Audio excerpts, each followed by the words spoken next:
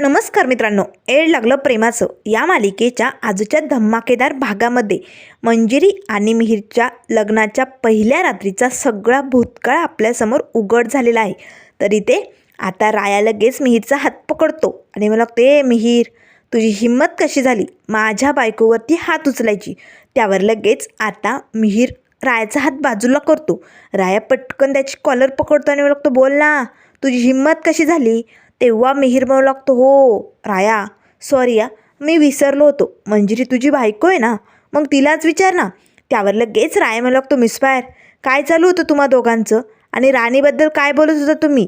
त्याच वेळेस आता लगेच मंजिरीला काय बोलावं काही सुचत नाही. तेव्हा मिहीर म्हणू लागतो, मंजिरी तू सांगतेस याला की मी सांगू याला. त्यावर मंजिरी म्हणू लागते, राया तू या सगळ्यात नको पडू, हा आमचा नवरा बायकोचा प्रश्न आहे, आम्ही बघून घेऊया. आणि तसंही मला आत्ता तुझ्याशी काही बोलायची इच्छा नाही आहे, त्यामुळे तू इकडनं जाऊ शकतो. असे म्हणत मंजिरी तडक तिकडनं आपल्या रूमकडे निघालेली असते. आता मात्र मिहीर लगेच रायाचे हात आपल्या कॉलरचे असे बाजूला करतो आणि म्हणू लागतो, मंजिरी काय बोलली तुला कळलं ना. अरे तुझी बायको होती ना ती, पण तिची आत्ता इच्छा नाही आहे तुझ्याशी बोलायची, त्यामुळे तू जाऊ शकतो हा. असे म्हणत मिहीर तिकडनं निघून जातो. रायाला मात्र खूपच राग आलेला असतो. तेव्हा राया मनाशीच म्हणू लागतो, नवरा बायको आहेत काय, बघतोच मी. असे म्हणत आता रायाही तिकडनं निघून जातो. तर इकडे आता मंजिरी धावतच आपल्या रूममध्ये निघालेली असते, कारण ती खूप घाबरलेली असते ना. मिहीरचं सगळं सत्य तिच्या समोर आलेलं असतं.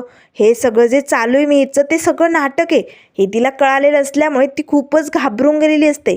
त्याच वेळी जीजी येते. मंजिरी थांब, एवढ्या रात्री तू कुठे गेली होती, कुणाला भेटायला गेली होती, सांग मंजिरी. मंजिरी आता काही न बोलता जीजीकडे बघू लागते. तेव्हा जीजी म्हणू लागते, मंजिरी बोल, काय चालू आहे तुझं, रायाला भेटायला गेली होती ना. तेव्हा मंजिरी म्हणू लागते, नाही जीजी ते. त्याच वेळेस मिहीर येतो आणि म्हणू लागतो, सांग ना. अगं घाबरायचं काय, अगं राणी सांग. आता मात्र जीजी मिहीरकडेच बघू लागते. राणी, हा मंजिरीला राणी का म्हणतोय. त्याच वेळेस आता जीजी म्हणू लागते, राणी कोण आहे राणी. अरे मिहीर, तू हिला का राणी म्हणतोय.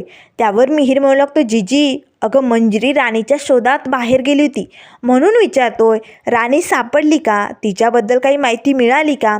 त्यावर लगेच आता जीजी म्हणू लागते, काय राणीला शोधायला एवढ्या रात्री, आणि राणी तर रुजिदा आहे ना, आणि पोलिसांनी तिला पकडलंय की नाही, मग कशाला राणीला शोधायचे. त्यावर लगेच मिहीर म्हणू लागतो, जीजी अगं मला आणि मंजिरीला असं वाटतं की रुजिदा राणी असू शकत नाही गं. नाही नाही, हे सगळं खोटं आहे, म्हणून आम्ही खऱ्या राणीच्या शोधात गेलो होतो, दुसरं काहीच नाही जीजी. तेव्हा जीजी म्हणू लागते, अगदी बरोबर मिहीर, तू जे बोलतोय आणि तुला आणि मंजिरीला जे वाटतंय ना तेच मलाही वाटतंय रे. आपली रुजिदा लहानपणापासून आपल्यात वाढली रे, अगदी प्रेमाने आईचं प्रेम दिलंय मी तिला, आणि तिनेही खूप छान आपल्याबरोबर राहिली, ती कशाला असं करेल. माझंही मन मला सांगतंय आपण ना उगाच पोलिसांच्या ताब्यात दिलंय रुजिदाला. उद्या सकाळीच आपण रुजिदाला पोलिसांच्या ताब्यातनं सोडूया आणि या खऱ्या राणीचा शोध घेऊया. तेव्हा लगेच मिहीर म्हणू लागतो, चालेल असंच होईल जीजी. असे म्हणत आता लगेच मंजिरी आपल्या रूममध्ये निघून जाते. तर इकडे आता संध्याकाळची वेळ झालेली असते. तर आता पोलीस स्टेशनमध्ये कॉन्स्टेबल मॅडम आता रुजिदाला जेलमधनं बाहेर काढतात आणि हात ओढतच म्हणू लागतात, ए चल पटापट पावलं मोज आणि बाहेर निघ. तेव्हा रुजिदा म्हणू लागते, मी काहीच केलं नाही आहे, मला कुठे चालवलं आहे. आता तिला दुसऱ्या जेलमध्ये शिफ्ट करण्यासाठी न्यायचं असतं. पण त्याच वेळेस आता अचानक पोलीस स्टेशनमध्ये असा धूर होतो. सगळीकडे धूर धूर झालेला असतो. सगळ्यांना असा खोकला येऊ लागतो, ठसका लागलेला असतो, कुणाला काहीच दिसत नाही. त्याच वेळेस इन्स्पेक्टर साहेब म्हणू लागतात, मॅडम हे सगळं काय झालं आहे, खिडक्या दरवाजे उघडा पटापट, हे सगळं कोणी केलं आहे, काय झालं आहे. त्याच वेळेस आता एक मास्क लावून व्यक्ती तिथे आलेला असतो. आता त्याने रुजिदाचा हात पकडून ओढतच तिला त्या पोलीस स्टेशनमधनं पळवलेलं असतं. तेवढ्यात रुजिदा ओरडू लागते, कोण आहेस तू, मला का घेऊन चाललाय. त्याच वेळेस आता लगेच थोड्याच वेळात खिडक्या वगैरे उघडल्यानंतर धूर जरा कमी झालेला असतो. तेवढ्यात आता लगेच राया तिकडे येतो. काय झालंय, अहो इन्स्पेक्टर साहेब, हा सगळा धूर इथे कसा, आणि सगळ्यांना असा ठसका का लागलाय, काय झालंय. त्यावर कॉन्स्टेबल मॅडम म्हणू लागतात, काय झालं अचानक कसा धूर झालाय ना, आम्हाला काहीच कळत नाही. आम्ही रुजिदाला शिफ्ट करण्यासाठी बाहेर काढलं आणि अचानक असा कसा धूर आला या पोलीस स्टेशनमध्ये ना तेच कळत नाही. तेव्हा राया म्हणू लागतो, तुम्ही सगळे आहात पण रुजिदा कुठे. त्याच वेळेस इन्स्पेक्टर साहेब म्हणू लागतात, राया अरे आम्ही रुजिदाला शिफ्ट करत होतो दुसऱ्या जेलमध्ये, अचानक कोणीतरी धूर केला आणि रुजिदाला या संधीचा फायदा घेऊन इकडनं पळवलंय. तेव्हा राया म्हणू लागतो, काय इकडनं पळवलंय? अहो इन्स्पेक्टर साहेब, काय बोलताय तुम्ही? असं कसं तुमच्या डोळ्यासमोरनं कोणी रुजिदाला पळवू शकतंय? हे कसं शक्य आहे? आता काय बी करून रुजिदाला शोधायलाच पाहिजे. तेव्हा इन्स्पेक्टर साहेब म्हणू लागतात, राया, नक्की हे कुणाचं तरी कारस्थान आहे आणि रुजिदाला कोणी पळवलं हे आपण लवकरात लवकर शोधूया, असे म्हणत राया तिकडनं निघून जातो. तर दुसऱ्या दिवसाची सकाळ झालेली असते. सकाळी सकाळी मंजिरी मात्र आपल्या रूममध्ये असते. त्याच वेळेस आता मिहीर मंजिरीच्या रूममध्ये येतो. आता रूममध्ये येताच दरवाजा बंद करतो. दरवाजाच्या दोनही कड्या लावलेल्या असतात. मंजिरी घाबरते. तेव्हा मिहीर म्हणू लागतो, मंजिरी, एवढी का घाबरलीस? अगं घाबरू नको, तुला आता सगळं माहिती आहे ना, मला सगळं आठवतंय, त्यामुळे तू कसलंही टेन्शन घेऊ नको, बैस आरामात, असे म्हणत मिहीर आता आरामात कॉटवरती बसतो. तेव्हा मंजिरी लागते, मिहीर, तू का आलायस इकडे? हे बघ, तू निघ इकडनं, जा इकडनं. तेव्हा लगेच आता मिहीर मंजिरीचा हात पकडतो आणि ओढतच तिला आपल्या जवळ बसवतो. बैस ना मंजिरी, अगं मला तुझ्याशी महत्त्वाचं बोलायचंय, डिस्कस करायचंय आपल्याला. तेव्हा मंजिरी लागते, काय हवंय तुला? अरे का असं करतोय तू? हवंय काय तुला? तेव्हा लगेच मिहीर खुश होतो आणि लागतो, वा मंजिरी, आता कसं डायरेक्ट मुद्द्यावरती आली. मला जे हवंय तेच घेण्यासाठी मी तुझ्याकडे आलोय. मंजिरी, माझी एक वस्तू तुझ्याकडे राहिलेली, ती जेव्हा मला त्यावेळेसही हवी होती तेव्हा तू मला दिली नाही, पण तीच वस्तू तुझ्याकडे अजूनही आहे आणि आताही मला ती वस्तू हवी, म्हणून मी माझी वस्तू मिळवण्यासाठी पुन्हा इकडे आलोय. नाहीतर ही घरातली माणसं, तू, मला यांच्याशी काही घेणं देणं नाही आहे. त्यामुळे मंजिरी, मला माझी वस्तू दे, मी इकडनं निघून जाईल आणि मग तू आणि राया सुखाने संसार करा. पण तू जर माझी वस्तू दिली नाही तर मग मी तुला रायाबरोबर संसार करू देणार नाही. मग जबरदस्तीनं का होईना तुला माझ्याबरोबर संसार करावा लागेल. त्यावर मंजिरी घाबरते आणि पटकन बाजूला होते. मिहीर, तुझी कुठली वस्तू मला माहिती नाही आहे, उगाच तू मला या सगळ्यात ओढू नको. मला नाही माहिती कुठली वस्तू आणि मी कशी देऊ मग तुला ती? त्यावर लगेच आता मिहीर मंजिरीजवळ जातो. आता मंजिरी भिंतीला धडकते.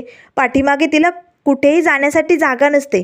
मिहीर आता तिचा असा गळा पकडतो, गाल आवळतो आणि म्हणतो, मंजिरी, मला ती माझी वस्तू हवी म्हणजे हवी आणि ती तुझ्याकडेच हे मला माहिती आहे. त्यामुळे मंजिरी, माझी वस्तू दे, कारण ती वस्तू मला मिळू नये, माझा प्लॅन सक्सेसफुल होऊ नये म्हणून तू त्या रात्री माझा खून केला होता.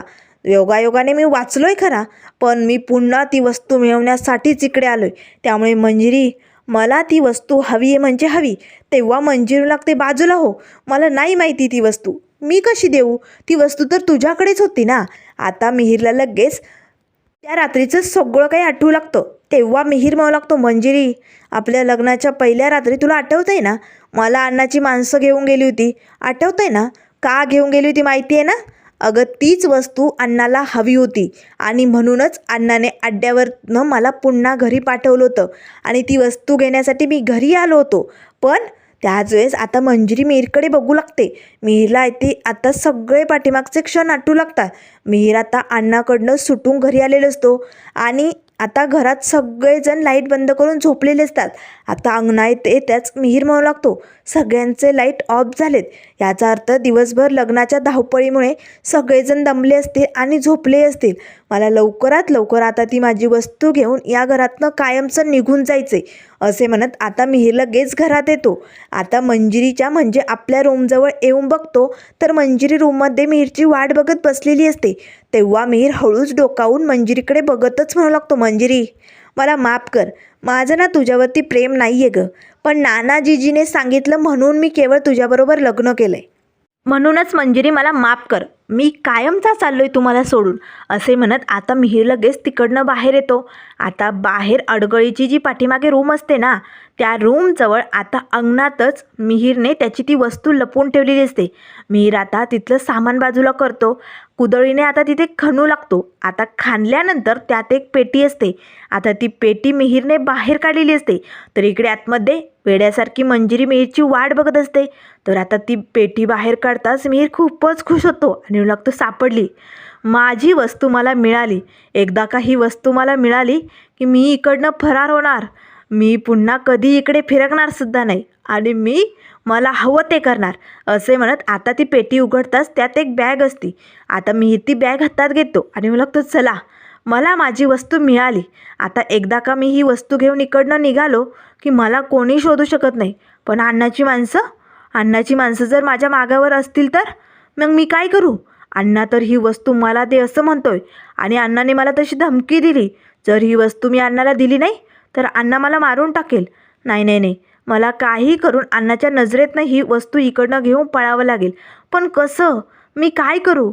चालेल, आठवलं असे म्हणत आता मिहीरच्या डोक्यात एक कल्पना आलेली असते. मला जर ही वस्तू घेऊन इकडनं पळायचं असेल तर मी मेलोय असं घोषित करावं लागेल. मी मेलोय असं जर समद्यांना कळालं तर माझ्याबरोबर ही वस्तूही संपली असाच अर्थ होईल त्याचा.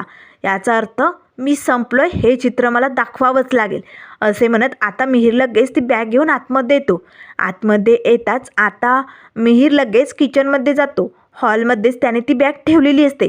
आता किचनमधनं आता मिहीरनं केरोसिनचा डब्बा आणलेला असतो. आता सगळ्या जिन्यावरती आणि हॉलमध्ये सगळीकडे केरोसिन पसरलेलं असतं. आता मात्र मंजिरी इकडे वरती मिहीरची वाट बघत असते.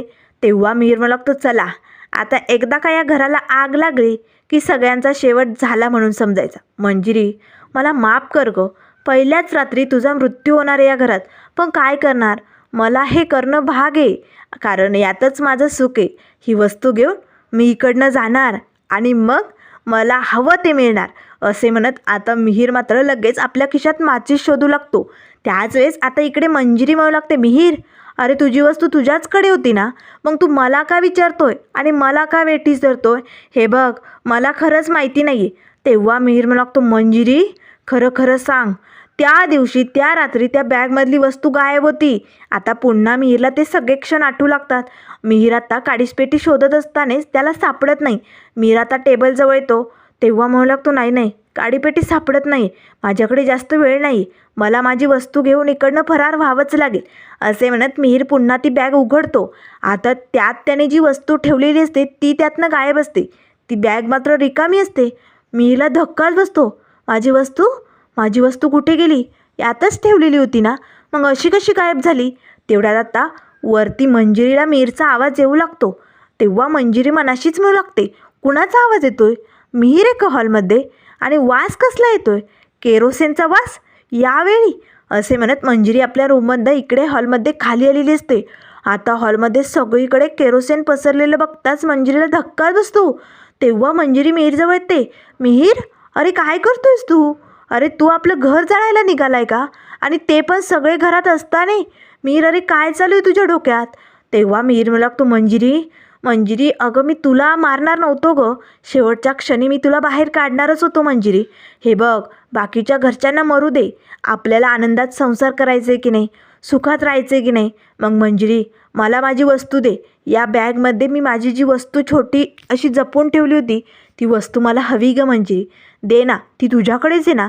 तेव्हा मंजिरी लागते, मिहीर कुठली वस्तू? मला नाही माहिती. आणि हे सगळं का करत होतं तू? अरे तुझ्या आपल्या माणसांना जाळून तुला कुठलं सुख मिळणार आहे?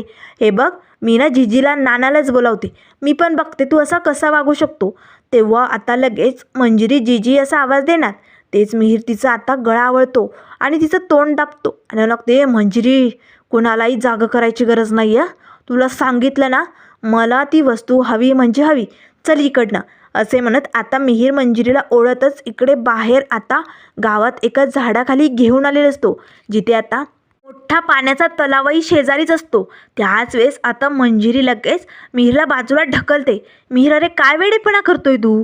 तेव्हा मिहीर म्हणू लागतो, मंजिरी हे बघ, मी तुला संपवणार नव्हतो, माझं तुझ्यावरती प्रेम आहे ना मंजिरी, तुला माहिती आहे ना.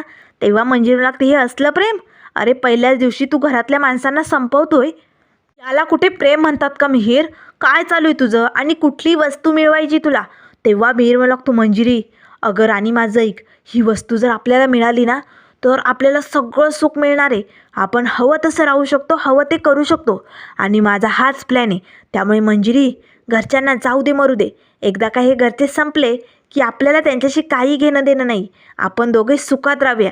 तुला हवं आहे ना माझं सुख प्रेम हवं आहे ना? त्यावर मंजिरी लागते, नको आहे. अरे घरच्यांना जाळून जे सुख प्रेम देणार आहे ना ते नको आहे मला, मी सगळं नाना जिजीला सांगणार आहे, बास आता तुझा खेळ संपवणार आहे, तुला जे हवं आहे ना ते मी होऊ देणार नाही आहे. तेव्हा लगेच मंजिरी आता घराकडे निघालेली असतानाच मी तिचा हात पकडतो आणि असं तिला घट्ट आवळतो आणि लगेच आपल्या खिशातनं चाकू काढतो. मंजिरी मला जे हवंय ते मिळवण्यासाठी मी जीव देऊ शकतो आणि एखाद्याचा जीव घेऊ शकतो, असे म्हणत आता मिहीरने तो चाकू मंजिरीच्या गळ्याला लावलेला असतो. मंजिरी घाबरते. आता कसंही करून तिला आपला जीव वाचवायचा असतो. ती आता धडपड करून मिहीरच्या हातनं सुटण्याचा प्रयत्न करत असते. तेव्हा मिहीर म्हणू लागतो, राणी तुला काय वाटलं मी तुला इकडनं जाऊ देईल? नाही आ, माझं स्वप्न मला पूर्ण करायचं आहे आणि त्यासाठी मी तुझा खून करायलाही मागे पुढे बघणार नाही. आता मंजिरीला काय करावं काही सुचत नाही. मंजिरी पटकन मिहीरला आता असं कोपऱ्याने धक्का देते आणि त्याच्या हातातनं तो चाकू हिसकावून घेते. त्याच वेळेस आता मिहीर म्हणू लागतो, राणी राणी तो चाकू दे, राणी दे आ, तुला मी सोडणार नाही, असे म्हणत मिहीर आता मंजिरीजवळ येताच मंजिरी त्या चाकूने मिहीरच्या पोटात वार करते आणि आता मंजिरीने तो चाकू मिहीरच्या पोटात खुपसवलेला असतो. त्याच वेळेस आता मंजिरी घाबरलेली असते. तिला काय करावं काही सुचत नाही. मंजिरी आता जसा चाकू खुपसलेला असतो तसाच पाठीमागे उडते. त्याच वेळेस आता मिहीर पाठीमागे जो तलाव असतो त्यात धपकन खाली पडतो. मंजिरी खूप घाबरलेली असते. तर त्यानंतर इकडे आता लगेच मिहीर म्हणू लागतो, बोल मंजिरी, मग तेव्हा ती वस्तू तूच लपवली होती ना? सांग मंजिरी, कुठे ती वस्तू? हे बघ, मी आत्ताही फक्त ती वस्तू मिळवण्यासाठी इकडे आलो आहे. मला तुमच्याशी काही घेणं देणं नाही आहे. ही नाना जीजी यांचं मला काही पडलेलं नाही आहे. मला फक्त माझं जे प्लॅनिंग होतं ते सक्सेसफुल करायचं आहे आणि इकडनं निघून जायचं आहे. त्यामुळे मंजिरी, जे तुला माहिती आहे ते मला कळायलाच हवं. कुठे ती वस्तू? असे म्हणत आता मिहीर मात्र मंजिरीला धमकी देत असतो. तर इकडे आता रुजिदाला ज्या व्यक्तीने पळवलेलं असतं त्याने एका अडगळीच्या अंधाऱ्या रूममध्ये रुजिदाला आता एका खुर्चीला बांधून ठेवलेलं असतं. तेवढ्यात आता लगेच तो व्यक्ती दरवाजात येऊन उभी राहतो. अंधारात रुजिदाला काही दिसत नसतं. तेव्हा रुजिदा ओरडतच म्हणू लागते, मी राणी नाही आहे. मी माझ्या छोट्या मुलीची शपथ घेऊन सांगते, मी कुणालाही मारलेलं नाही आहे. मी राणी नाही आहे. मला का आणलं इकडे? काय हवं आहे तुम्हाला? त्याच वेळेस आता राया म्हणू लागतो, माहीत आहे मला, तू राणी नाहीच आहे. आता मात्र रायाचा आवाज ऐकताच रुजिदा लगेच रायाकडे बघू लागते. राया आता समोर येतो आणि रुजिदाला म्हणू लागते, रुजिदा मला माहिती आहे तू राणी नाहीच आहे, म्हणूनच मी तुला इकडे आणलं आहे. तर त्यानंतर मित्रांनो पुढील भागामध्ये आपल्याला बघायला मिळेल इथे मिहीर आता मंजिरीला म्हणू लागतो, मंजिरी तुला आजच्या दिवसाची मुदत आहे. फक्त आज संध्याकाळी 6 वाजेपर्यंत मुदत देतो हा. जर तू मला माझ्या त्या कुबेराच्या धनाची चावी दिली नाही ना, तर मग हे बघ, मी या घरात बॉम्ब लावलाय आणि हा रिमोट माझ्या हातात आहे. जर तू 6 वाजेपर्यंत मला ती माझी वस्तू दिली नाही ना, तर मी हे बटन दाबणार आणि या घरात बॉम्बस्फोट होणार आणि सगळे संपणार. मंजिरी, तुला जर तुझी ही माणसं हवी असतील तर तुला माझी ती वस्तू द्यावीच लागेल. मंजिरीला काय करावं काही सुचत नाही. तर इकडे आता खाली सगळेजण जमा झालेले असतात. तेव्हा लगेच आता राया रुजिदाला घेऊन येतो. रायाने सगळ्यांसमोर सत्य आणलेलं असतं, रुजिदा ही राणी नाहीच आहे. तेव्हा लगेच आता जीजी म्हणू लागते, मग राणीचं काय? तिचा शोध कसा घ्यायचा?